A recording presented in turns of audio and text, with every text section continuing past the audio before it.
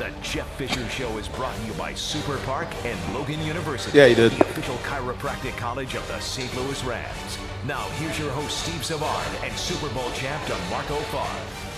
Hey, welcome into the Jeff Fisher Show in Buffalo Wild Wings as I adjust my volume so I don't blow my own ears out. There you go. Good Monday evening to you. What a night. We're going to talk some Rams football, and after we're done at 8 o'clock here in the Jeff Fisher Show, we'll pick up the Cardinals broadcast.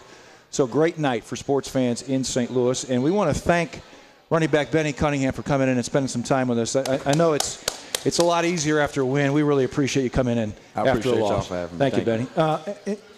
Let me compliment you first of all. Nice ball game.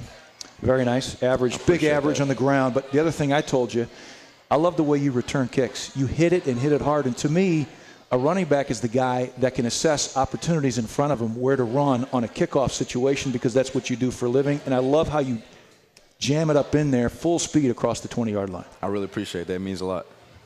And do you know the difference between starting at the 22, 23, 24, and back at the 15 is a first down? That's one less first down you got to get in the drive. I wish the NFL would allow kickoff returns to return to the NFL, but if you're going to bring it out from 8 yards deep, I'd rather have a guy like you that's going to bring it up in there and at least punish guys, give the team a chance to return something. But I'm looking at you. I'm trying to figure out, if I was playing against you, where is the target area?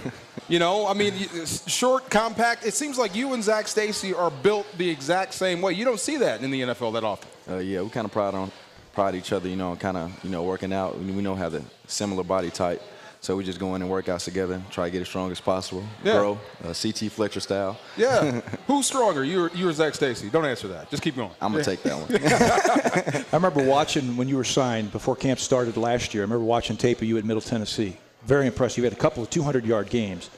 And then that was before you tore your patellar tendon in your knee, right? Oh, yes, that was sir. the injury? Yes, sir. So you make the football team as a free agent last year really before you were 100%, right? Yeah, I came into camp probably about 6 months, 7 months out of surgery. We didn't really have an idea of where I would be as far as competing, against NFL players. Got the opportunity in preseason, felt great going in, and, Coach gave me an opportunity to make the team. And we noticed you looked quicker. You looked a little bit better at everything this training camp than last training. Is that the way you felt? Most definitely. I had more confidence in my leg. I really wasn't squatting when I came out of surgery, so when I got to, working with the Rams, we kind of laid back on the squat. But I started getting squat, so I got my legs back under me. And, it really just showed off during camp. I felt great. How much do you squat? How much did you squat? What was your max? How much did I? The most I ever put on there was probably about around 500. 500 pounds. 500 pounds. 500 pound squat. Can you do that, Sevy? 500-pound squat. Anymore, Could you do that anymore? Yeah. No, Our 500-pound squat days are over. Way long gone. Going into the NFL, I know when I was coming in, when I was a rookie or just about to turn or change into a rookie, you heard so much about the NFL, you get nervous. The guys are big, they're strong, they're fast, all this sort of stuff. Did you have the same sort of apprehension when you came in? My mindset was a little different from the standpoint of I was more worried about will my knee hold up. Yeah. That was pretty much the only thing that I had worries about. I feel like if I, could get my knee under me and, develop confidence that I can pretty much compete against anyone.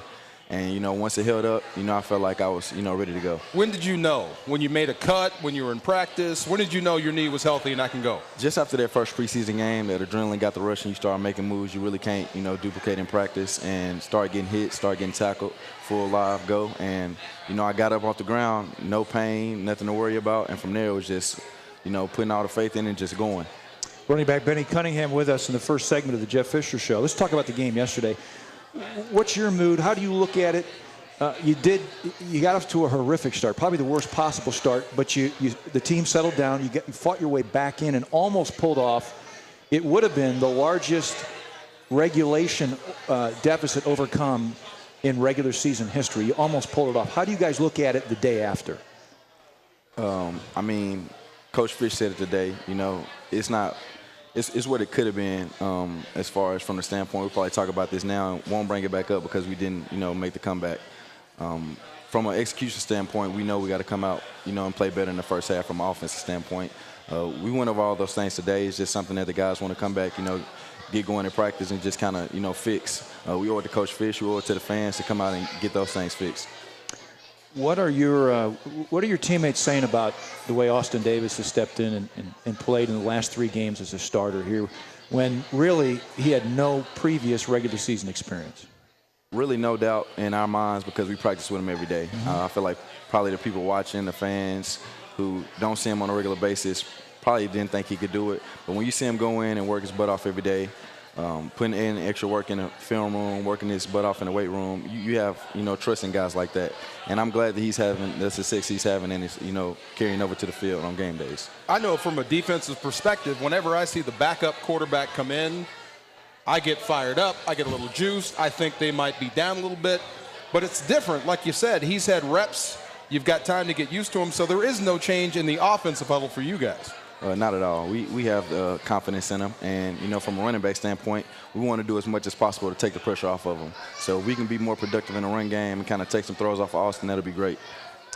Tell me about his leadership qualities in taking charge in the huddle, because certainly we see the passion and fire. He exhibits that on a regular basis. You don't always get that from every quarterback. That doesn't mean, that's not a barometer for success, but we see, it looks like he's certainly passionate and fired up. What's he like in the huddle? He's most definitely took control of the offense. He comes in like he's a 10-year quarterback in the league. He requests a lot of everyone on the field. He's going to push you during practice. If he don't feel like you're doing something right, he's going to pull you to the side. He's going to keep you after practice. And that's something I love about him. He's pushed me and made me a better player. I know it's only 3 games. You get this too, DeMarco, from people weighing in every day in the fast lane. But a lot of people, a lot of fans in St. Louis are so excited. You almost want to say, well, let's slow down a little bit. It's a 3-game sample size. But there are a lot of people that feel like this might be the guy for the future for this franchise. Do you feel that way? I just feel like that's a tough question. I just feel like, he's my quarterback right now. Right. And, I'm most definitely going to stick behind him and, whatever I can do to help him. Do you see that his qualities do you see his game evolving and translating over the course of a full season or maybe 5 or 6 years? Most definitely. I feel like he'll be a, tremendous player in this football league. The work he puts in, it's carrying over the game day, and people are getting to see that, something that I see every day.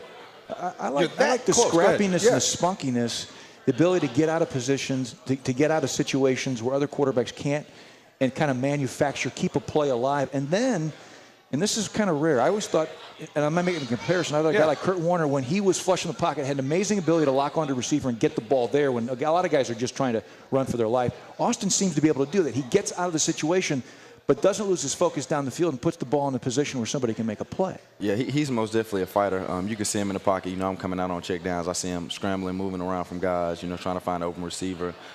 He just does a great job. Everything that he does at practice, he just does a great job of putting that, in the game situations. And like I said, we're all behind him. All the confidence in the world that he'll continue to grow throughout the season. He's a good football player. Most definitely a great football player. Some quarterbacks aren't good football players. He's a good football player. You can tell he understands the game, has a great feel for the game. The one thing I don't like, all that excitability, keep that on the offensive side. Stay away from the defensive huddle. You go over there and be excited, right? I'm just kidding. I like it. I like his enthusiasm, man. It's nice when you see a guy that's actually passionate and he's not afraid to show it to the world or to his teammates. Guys feed off that. Most definitely feed off of him. When you see your quarterback, the leader of the offense, getting fired up, you have no choice but to stand behind him. And he does a great job of that throughout the week of practice, getting us fired up for practices, pushing us through drills, being a vocal leader. Is more than just his play. He does it in the huddle, and getting on guys. Speaking of that, did you score the other day? I got one. What did you do in the end zone? Did you do something? Because I was looking at Steve, talking to him.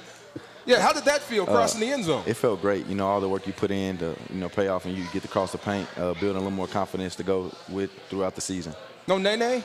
No dancing for me. No dancing. No Shimoni dance, nothing like that? I stay away from that. Okay. That's all Tavon. He can have that. Benny, good ball game, and we really appreciate you taking the time. Good stuff, Thank you very much. We'll take some questions from in-house, as we always do. We'll take your text questions and your phone questions as well, but right now we welcome in Jeff Fisher. Jeff, good evening. Good evening, guys. Coacher. Yes, sir. How was Benny? Good. Benny, man, he's a good football player, He's too. a good football Interviews like he runs. Very direct. player. I say this. He's really good without the ball, and that's a mark of a good running back, when you can protect and get to where you need to get to and anticipate things and stuff, and get to where you need to get to on a check down, so the quarterback trusts you that you're there when he needs to dump the ball off. So yeah, he played pretty well. I remember talking to you in your office early in preseason last year. I think it was for the first preseason game, and his name came up. He made a very big impression on you and your staff early, didn't he? Even though he wasn't Are you healthy talking at the time. Oh, you're talking about last year. Yeah, a year ago. Oh, yeah. No, I mean, the impression was made on tape, and then we were excited that we were able to get him to join us as a college free agent. And then, we brought him in, and he worked really hard to rehab. And, we knew he was going to be, potentially a year away, but he got better and better and better as his first year went on last year. All right, so you've had a day to review film, talk to your football team. How do you feel about how it transpired yesterday? Obviously, it was a rough start, but then you circled the wagons and almost pulled off one of the great comebacks in NFL history. Yeah, I know, but as I told them, this comeback in NFL history thing will be talked about for 24 hours. You'll never hear about it again. It only matters if you actually do it. But disappointed in the start, very disappointed. We sat here last week and talked about the Philadelphia Eagles and what they did, and to the week before to the 49ers, how they blocked a punt and scored a touchdown. And we worked all week on these things. It's not like we don't practice special teams. I mean, we spent a lot of time in this area, and for us to not execute, which was a communication breakdown, and allow that punt to be blocked is just unacceptable. I mean, I'm not blaming the game on that, but we lost by 6 and we gave up 7 on that play, and you just can't let that happen. So really, since I've been here, our special teams has done a good job for us. They've never really put us in a bad place or a tough position. And so I guess I'll finish by saying this with respect to that. 9 of those guys on that field yesterday when that punt was blocked were the guys on the punt team last year that set the NFL record in net punt. And so it's a good group. It was a breakdown, and those things happen. And then, of course, the things that happened in the game early, allowed it to slowly get out of hand. We're 13-7 for a while, come in at halftime, and we gotta win the first drive, and that was our goal. That first drive of this third quarter is really a defining drive in the game. So we knew we were going on defense. We had to get the ball back. We gave up first down, but we got the ball back. So I felt like we were in good position, and then we get the sack, Cots fumble, and they scored a touchdown. So, and now we're playing catch up, and we stayed within our game plan, running the football, mixing and matching and doing that kind of stuff, as you saw, until it was time to go. And then it was time to go. We went and we almost sealed the deal. Some coaches, some teams get away from what they do, start throwing the ball over the yard, trying to catch up and just make it worse. Staying with the game plan can bring you back sometimes. It can bring you back. The run game, the field position, yeah, it can bring you back, and it's important. Now, you have to be realistic as well. Once you start running out of time, what happened was we got some stops on defense. We got some 3 and outs. Obviously, they helped us. Nick fumbles the ball as he's going down untouched, and so we needed some help, but we got the help that we needed. We just we just couldn't make that play at the end. How do you evaluate the way your defense played yesterday? They didn't give up against a unique offense. They didn't give up an awful lot of points. They did. We had 2 drives and, a field goal, and, I thought they played well. We hit the quarterback a bunch of times and hit him pretty hard, but we're just not getting there with the ball in his hand. But we had the breakdown on the touchdown pass. We turn the ball over. It's in the plus territory. It's sudden change. You're in field goal range. A big win is getting the ball back, but a field goal is a win for your defense. You don't want to give up 7. And had a communication issue with LaMarcus, and you're playing rookies like that. They're gonna have issue every once in a while. Unfortunately, it happened to him, despite the fact that we practiced that type of thing all week. How many times in your career have you been down 7 points in 23 seconds? Does that change your mindset or your confidence level in a football team? Does not. It doesn't. Well, I can't remember. I don't know. Yeah. I can't know if I can answer that offhand, but.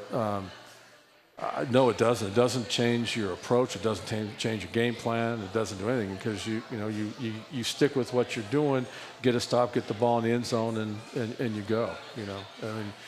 you're not gonna carry the leads throughout every game. Right. You know, you're gonna be behind. It's how you respond when you are trailing, or how you respond when things appear to be spinning out of control. I think that's the. And so, if you're going to take positives from this thing, I think we responded well. We nearly came back and won the game. Yeah, I think I made a list of quite a few positives. One of them on here was E.J. Gaines. Can you talk a little bit about the way your rookie's playing at cornerback? Yeah, he's just quietly getting the job done out there. You know, he's showing up in the run game as a run supporter. He's lining up with some real good receivers, and he's making plays, and he's keeping things in front of him. He's not giving up anything behind it. It was a great effort. I mean, the sun was there. You know, there was wind. That was a hard ball to track, and he tracked that deep ball and made a big play for us. He was a fast guy he's tracking, too. Yeah. Yeah. What's interesting is that's exactly what he did at Mizzou. Yeah. I mean, here's a guy that, and sometimes you have a chance to outplay your draft grade, and it looks like he's doing that. He's doing a nice job, yeah. Also, a couple of stats that have stood out. Offensively, you are 8th best on third down at 46%, which represents a 12% increase over last year. To me, that's very, very significant. A couple of things. Number one, at times, your big physical wide receivers just going up and taking the ball away. The other thing is Austin's ability, and we talked about this with Benny in the first segment, Austin's ability to escape a bad situation, get out of it, where most guys are just running for their life to avoid a sack. He seems to be able to focus and lock back in on his receivers and put the ball somewhere where somebody can make a play. He does, and that's what we're doing. You remember we had a stretch in the preseason where we were dealing with those 3rd and 12s and 15s and 18, you know, and that kind of stuff, and we're keeping our third downs manageable now, and for the most part. And so, you know, the odds increase, but you're right. We're running the football enough to create opportunities early in the game, to set some things up on third down, and we're executing. And again, as you say, his legs, he's extending plays. You know, I'd love to see him pick up an extra yard on that first one. Yeah. But you know, we were in the 3rd and 12 because we had a false start. You know, so but yeah, Austin's doing that. He knows where to go with the football. He's got a good feel for it. What do you think that does confidence-wise when you name a guy starter? You're my guy. It seems symbolic. You're going to be the guy, you've taken all the reps, but when you actually say, you're my guy, what does that do for him? Well, I mean, it's, you know, it really depends on the personality, but most guys, you think, in this case with Austin, is that, okay, I'm going to make this happen, I'm going to make the most of this, and I'm going to win football games. And I'm going to do everything I possibly can to study during the week, to prepare myself and trust my ability, knowing that, you know, not everything's going to be perfect. But it's how you bounce back from that negative play, and he played with tremendous poise the entire game yesterday. Yeah, I don't want to get caught up in nothing but stats, but another thing jumped out at me, and I'm going to get your thoughts on this. You're up close to 90 yards a game passing over last year, and yet you're still running at the same, actually a little better, 4.2 versus 4.1 and 109. So your running game hasn't suffered. It's not like you've abandoned the run. You're still running the ball effectively, but you're also getting almost 100 yards more per game passing. That's pretty significant. It is, and I think it's you've got a young receiver in Brian Quick that's matured, that's making plays. You know, Kenny's making the plays, Cookie's making the plays down the field, not to leave anybody else out. And Austin is okay with putting it down the field. You got to put it up to make the plays, and he's putting it up and giving them a chance. And that's just what they need. A big physical receiver needs a chance to go up and make the play, come down with it, and they're doing that. And speaking of Brian Quick, it's a little thing, but on the 8-yard touchdown pass, Austin's in trouble, can't find a receiver. How many times do we see a wide receiver just stay 9 yards deep in the end zone, not do anything, not give himself a chance? He plants his foot in the ground, runs back toward the goal line, and presents an opportunity for Austin, and it turns into a touchdown. I was just so impressed with Brian. I don't know if he did that a year or two ago, if he would have done it a year. Nah, probably not. We worked that. That's a drill it's a scramble drill. You have to have a method to your madness down there. The plus territory, they call it the money zone, the green zone, the red zone, whatever. The windows are so tight. Most of the touchdown passes are a result of an extension of the play that you see now. So the quarterback's scrambling around a little bit, gets out of the pocket and makes the throw. those throws are easier to make than the timing throws, the precision throws that you have to make oftentimes. Time now for Edward Jones FaceTime questions from the audience. And we start with Bill from O'Fallon, Missouri. Hi, Bill. Hi. How Hi, you doing, Coach. Bill? Good. Just have a quick question. You had mentioned, I know, in a few of your talks about the need to clean up some of the penalties, clean up a few of the other things, execution on the field. Does that get magnified at all going into a Monday night football week at all, or is that a detriment? Is that a help? Is there extra time to work? Yeah, good question. Well, there, we got an extra day. We can steal an extra day, but really, the Monday night thing, the biggest challenge I think that we're going to have with our young players is calming them down, because they are. I mean, every time you do a primetime game, guys are just so fired up, and you got to focus on football to start the game. So, but yeah, we're going to continue to address all the the things we've been doing with as far as penalties are concerned, and it's the ones I talk about all the time, the ones that don't have anything to do with play, pre-snap, post-snap, and we're averaging 4 a game, and we cut those out because we can control those. We cut those out. Can't control the other stuff that happens during the play, but. And you will agree and disagree, and some will be right, some will be wrong, but the ones we can control are the ones that we got to eliminate. At your weekly press conference today, you announced that you had made a move. You had waived Ray Armstrong, who was guilty of one of those penalties yesterday. Yeah, and that wasn't, I mean, had we won the game, I was going to do the same thing, okay? And the penalty is a contributing factor to a lot of things that he just had a hard time understanding. And I just felt like if I allowed him to continue to play and he goes out there and hurts the team, it's my fault because I allowed him to play. And so we are going to make a roster move somewhere over the next couple of days to fill that spot.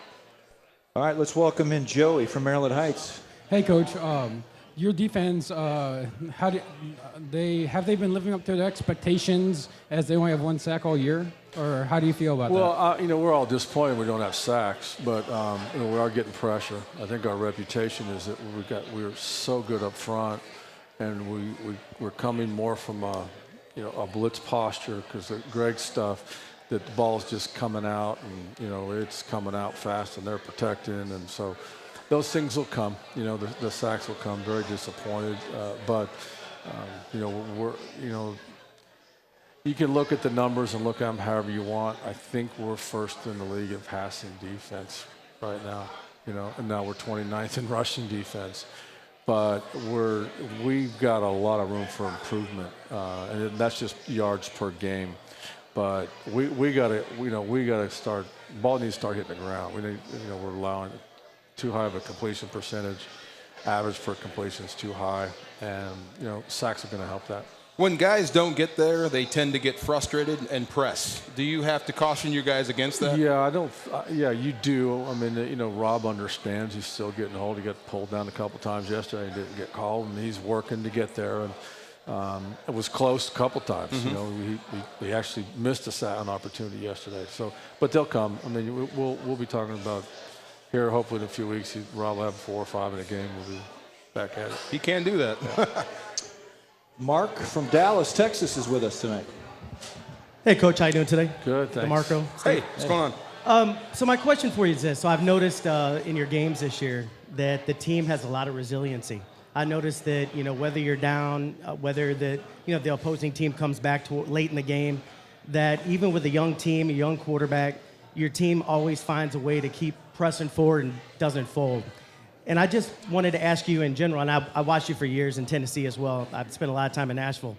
Is what is it about a young team, especially starting quarterback, that you can instill just to make sure that until that last minute, regardless of how many points that they're down by, regardless if it is on the road or at home, in order to stay in the ball game and just to keep that confidence up? Yeah, I mean, I don't want to say it's a week-to-week thing, but because every situation is different, every game is different, the situations are different. But your team, I believe plays its best when it doesn't necessarily watch the scoreboard or just become consumed with everything that's happening. It's that Aaron Rodgers thing from a couple weeks ago. Relax and play. just go execute, because you get caught up in all the other stuff, and that's what we did. We got caught up. Some of our guys, in particular guys on special teams, got caught up in the moment, whatever that was yesterday, and just didn't do what they were doing all week long. And that was kind of the message today, is we had as good a week of practice as I could ever been around. But we didn't consistently take the practice to the game. We did well at practice and did something different in the game. And so that's from a coach's standpoint, that's the gap we got to close. We just, hey, whatever you do here, do there, and relax, and it'll work. Next up is Melanie. Hi, Melanie. Hi. So I've just really gotten into football the past year or so, and I've seen that, the Rams in the past have kind of rotated or with their running backs. And to me, from my limited experience, I've seen Zach Stacy really stand out in my eyes. Do you see yourself kind of sticking with him as your starting running back, or contingent upon injury, of course? Yeah, I mean, Zach earned the job, and it's his job. We'll spell Zach with obviously Benny and whomever else, but I think you got to keep your running back fresh, but you also have to get him enough reps to where he gets in the flow. You can't it's hard to come off the field cold and go in there and read everything correctly. You got to get a flow. So it's a fine line, but I think it's important that you nowadays that you're using 2 and sometimes maybe 3. Well, Trey Watts is getting some action, too. Well, quick guy, man. Yeah. You're not opposed to a bell cow back if you have that sort of guy. Had that? No, Yeah. I had that for 8 or 9 years. I remember. Yeah. I remember. You ran into him a couple times? Yeah. That's why I can't remember anything. You had a linebacking core in your backfield. Your offensive backfield between your quarterback and your halfback. Between Lorenzo Neal. Oh, that's George. right. Yeah. My neck Forgot just got about short. Yeah. All right, let's welcome in Andre. Andre? Hey, Coach. How you doing? So I'm from San Fran. I love the NFC West. It's super competitive, especially defensively. Do you see the champ coming out of the NFC West again this year? Or how do you think the teams match up versus the rest of the NFL? Well, we've obviously we played the Cowboys. We played, Philly yesterday. Now I've seen Philly play San Francisco. I'm gonna have to say that yes, it's going to come out of the West. It's going to be a tough road for somebody else, whether it's Carolina, New Orleans, or Dallas or whomever, to go through one of the 4 towns in the West and win. Speaking of the NFC West, there was a play in the Arizona game yesterday in which defensive end Calais Campbell got chopped. Oh, man. Bruce Arians was very outspoken and said in his 37 years of coaching football, being around football, he said it was the worst play he'd seen. Now, you understand a coach going to bat for your player, but how do you see that? Did you see the play? I've not seen the play. Oh, I'm sorry. Okay, I should have asked that first. I've heard about the play. It's been described to me. It sounds like it was a chop. You can, the chop block, goes either way, as Dee knows. You can be engaged high and get cut low, or you can get cut low and engaged high. But it takes 2 of those things. Now, this came from a tight end back down inside, right? Yes. Did the tackle show pass? Pass. Oh, he set him up. Oh, boy. That's my words. He set him up for that chop. Well, was that among the most egregious you've seen? I was just going to say, if I get cut, a cut block, that's my fault. That's a good block by him. If I get chopped, I'm getting up swinging if I can, because that's dirty. I'm getting ready to engage a guy, and my eyes are here, and you set me up for it, and you dive at my knee, and I can't protect myself. I'm going to get up swinging. Yeah, it's not good. See, we haven't seen this here in a year or 2, but one of the things that became popular 3 years ago and 4 years ago was the motion guy coming down, and then the tackle showing pass, and then just wiping out the end as he started in this pass rush. And so the competition committee gave the defensive end defenseless player protection from helmet to helmet hit, But it's just as you say, it's when the contact comes from outside the ball in, never anything good happens. I don't want to slight our texters, Coach. Okay. One of them asked, will Tremaine Johnson start when he comes back from the knee injury? You know, let's wait till he gets back from the knee injury and we'll see. Because the young guy's playing pretty good. But we really need True back. True is a valuable part of our defense, was playing well before he got hurt. And as you know, you can't have enough corners, healthy corners on your roster.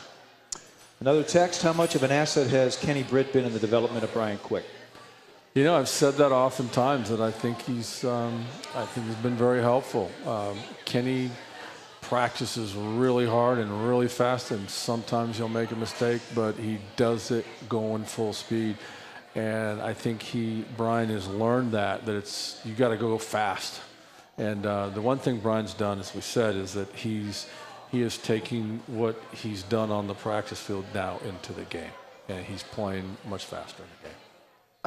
He's playing like a big body receiver. I love to watch the guy go. It's just funny. You can be told, you can be coached, you can go in the film room and show guys, but if you have a veteran presence in front of you actually giving you a look, and then he makes plays and you're saying, I can make that play. I can do the same thing you did, maybe even better. I think that's the biggest thing for a young player. That's what Kenny's done for him. Yeah, it's been good. It's just fun for us to watch in the booth. Watch these big physical receivers just go up and take the football away from guys. It's just so hard to defend. Heck, we saw in the end zone. Jank is right there with Cooper. Wow. Cooper position. Just jump, makes a great play. You tip your cap and you say the guy made a great play. Your receivers are doing that as well. Right. And we haven't seen that necessarily in these parts in a long, long time. That's right. Yeah. No, it's good. Jenks mistimed that. You know, he usually makes that play. Right. But, you know, that happens. But it was a heck of a play by Cooper. It was a great, it was a great contested catch. But, yeah, that's what the guys are doing. They're doing it in practice. You know, when Brian first started, you go, wow, I wonder if he can do that in a game. And then it took him some time. But now you expect him to make those plays. It's good. Tavon came back, made some plays. Came back, yeah. I don't trusting know that leg. That was the thing. He felt good Thursday, Friday, and I think it was really good for him to get out there, make a couple plays. He'll be 100% this week when he's good to go. Took a pretty good pop on the sideline too. Got right back up. Yeah. Text from Joe in St. Charles: with two big division games coming up, what's the sense of urgency at Rams Park? Well, it's no different than it was in week one.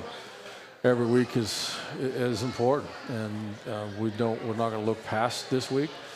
We know we have a challenge. We have a short week. The coaches will handle that, but this is a huge challenge, and we're a better football team than the 49ers played last year when they played us, and so I'm kind of looking forward to it.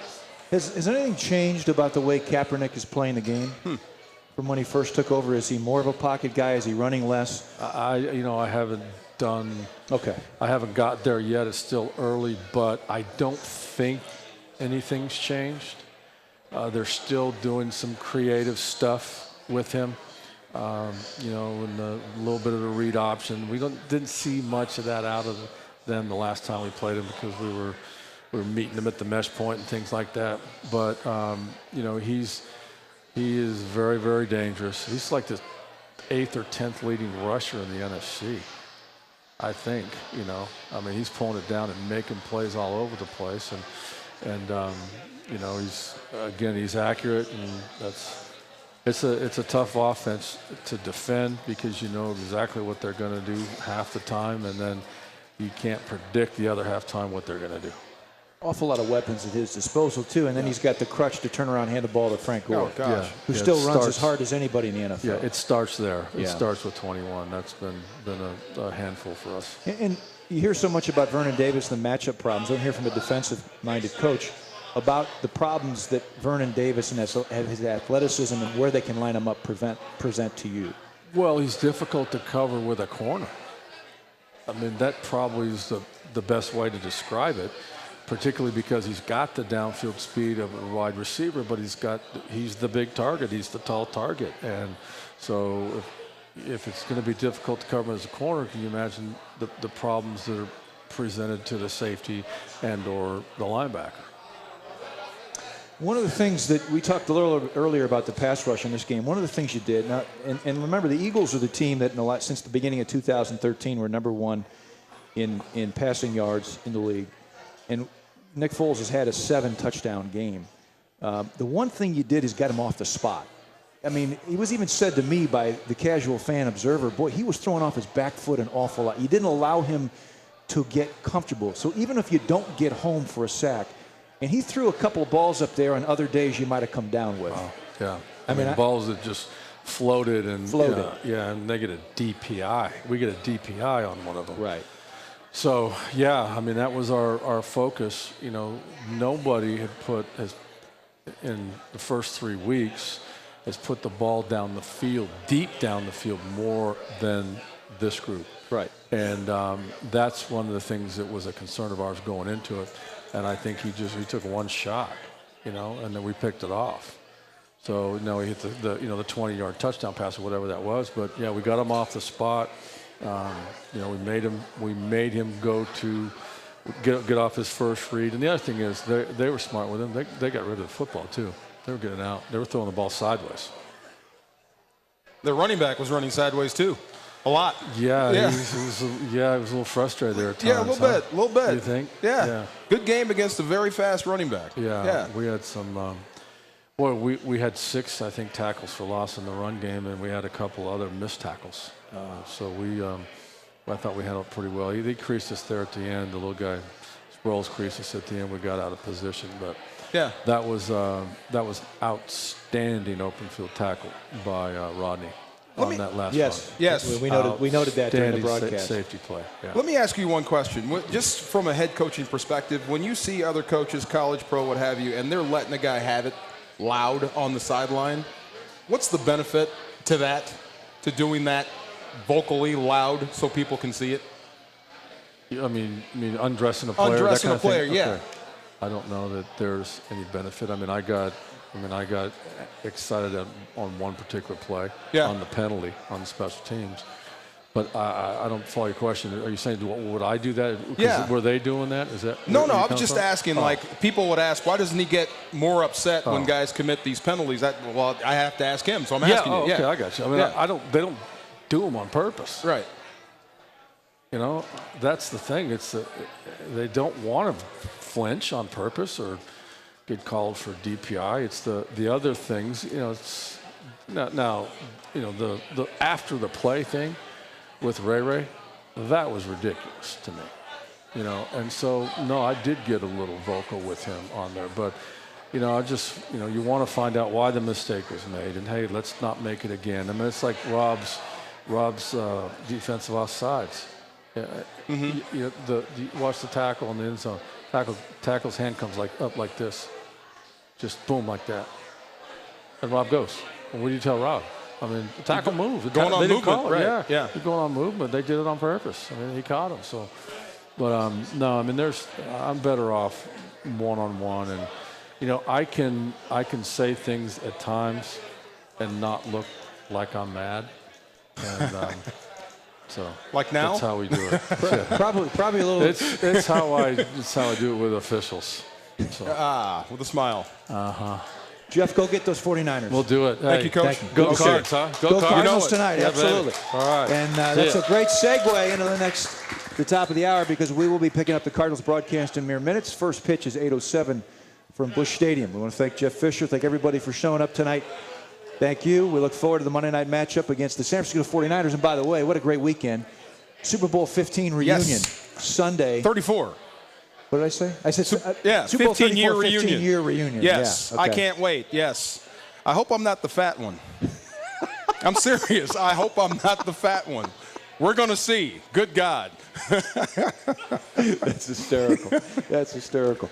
Well, we'll talk about that Tuesday on the Coach Fisher Show. No, we How won't. about that? No, I suspect. If it is me, we won't talk about it. I understand that. I would never put you on Front Street like that. All right, well, thanks for tuning in. Cardinals game coming up. You're listening to the Jeff Fisher Show live from Buffalo Wild Wings on 101 ESPN and the Rams Broadcasting Network.